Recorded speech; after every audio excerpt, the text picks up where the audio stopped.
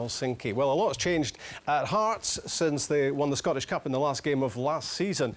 Change of manager for one thing, and numerous player departures as well. John McGlynn drafted in two teenagers at Tynecastle yesterday to his starting lineup, Kevin McCarthy and Callum Patterson. Gregory Tade and Nigel Hasselbank were two new faces in the St Johnstone team. Jane Lewis has the story of the match.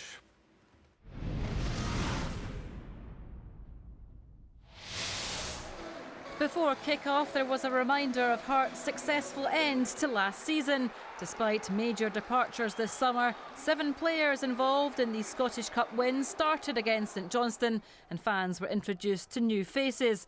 Hearts were quick to threaten. Ryan McGowan's header was goal-bound, but for an acrobatic clearance from Callum Davidson. Up the other end, St Johnstone new boy Nigel Hasselbank combined with Liam Craig. He then rose well for the return ball, only for the upright to deny him. Hearts were then to be denied, nothing to do with the woodwork, but a timely interception.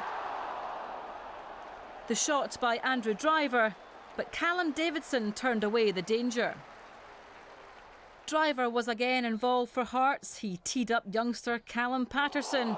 That would have been some debut for the 17-year-old.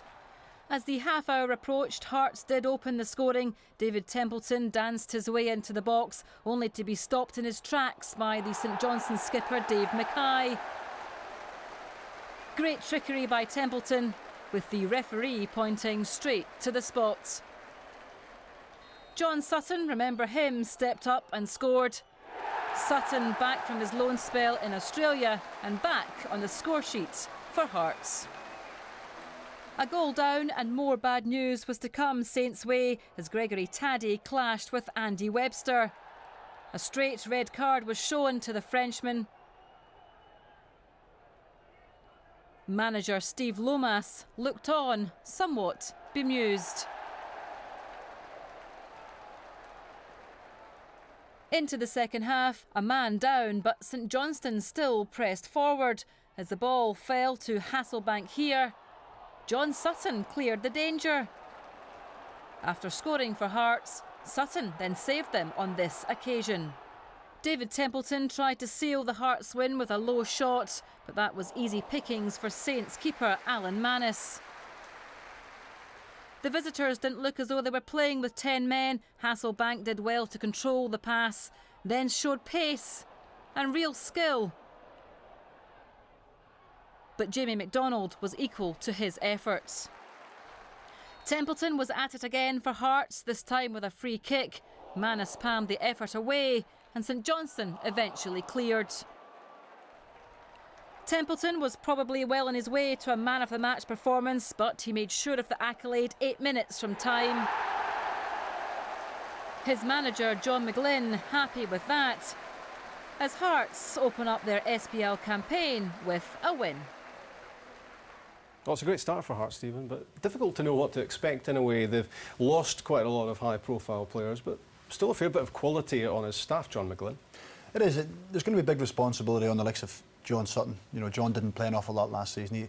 He leads the line very well. He's a physical presence up front. Maybe takes a little bit of pressure off some of the other players. And, you know, losing Rudy Scatchell, you lose goals, and that's what they've lost. John's going to have to chip in with goals. David Templeton, we've seen there, is going to have to do more. They've lost Ian Black in midfield. So, but what it does, it opens opportunities for younger players to come in. John McGlynn has said he wants to play younger players, so it's up to him to put them in, and the young boys have to respond. But Hearts, always big pressure pin on Hearts. Hearts fans expect, especially after the cup final last season, they'll be expecting a big season this season again. Templeton's 23, Johan, so he's not a young player anymore, really, and I guess it's time for him to make his mark, isn't it?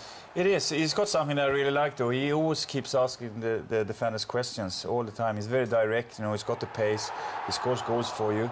But he needs to step up and be much more consistent this season, definitely, you know, and, you know, really show that he's a big-time player. Staying fit and playing lots of games would help, obviously.